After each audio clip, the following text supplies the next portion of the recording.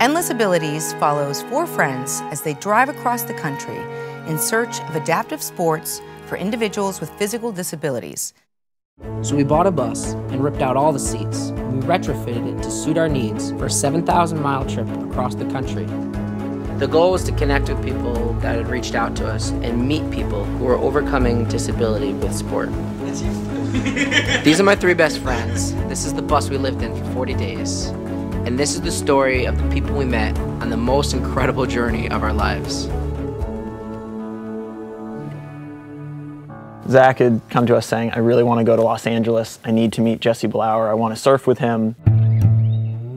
Pretty much exactly a year after my injury, I read about Jesse Blower in a magazine, and you have pictures of this guy dropping into 12-foot waves on his stomach. And, you know, this guy's paralyzed from here down. That to me is pretty impressive, and I said, if that guy can do it with that disability, there's no reason why I can't be surfing with my disability. And we kind of put out an open call on our website and said, hey, we're going these places. And that kind of dictated the route, where cool people would get in touch with us, and we would say, you know what, you're in St. Louis, we're going to go there. Great. My biggest disability in my life is not anything physical, but it was in my head because I didn't know how society was now going to perceive me for having a physical disability. And it was more of a conceptual thing than the actual physical disability itself. So that's what we're trying to do. We're just trying to break down barriers across our country. What were some of the challenges that you all faced when you were making the documentary? Living on the bus was one of the first and biggest challenges for us. We didn't really understand what we were getting into before we did it. Buying the bus from a church in Newport, Rhode Island, and then gutting the whole thing and starting over and saying, okay, the four of us have to figure out how to live together on this bus and make this movie.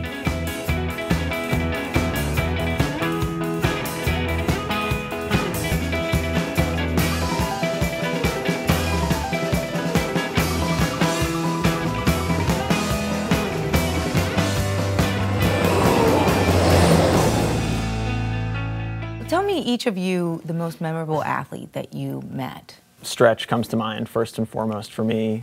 Stretch is a surfboard shaper in Santa Cruz, and he's a Browning's quad, so he's paralyzed on half of his body. I have bicep here, a little bit of an upper lat here. This doesn't work at all. Life just gave me just enough to where I can walk and kind of move and shape, but that's it.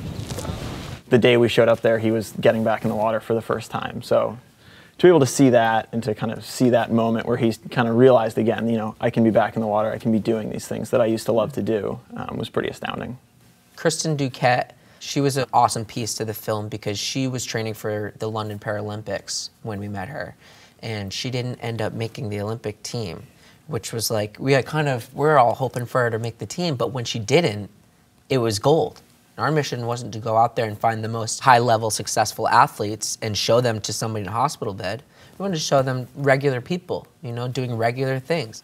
I imagine this trip was incredibly memorable for both of you. Did it change you as individuals?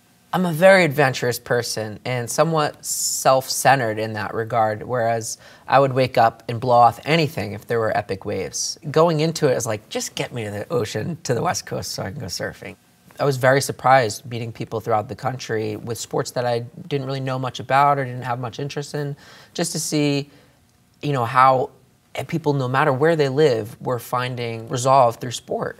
I think I look at a bigger picture now, not just myself, but other people, and how do I, you know, inspire these people and get them out there and know what's available to them and how great life can be.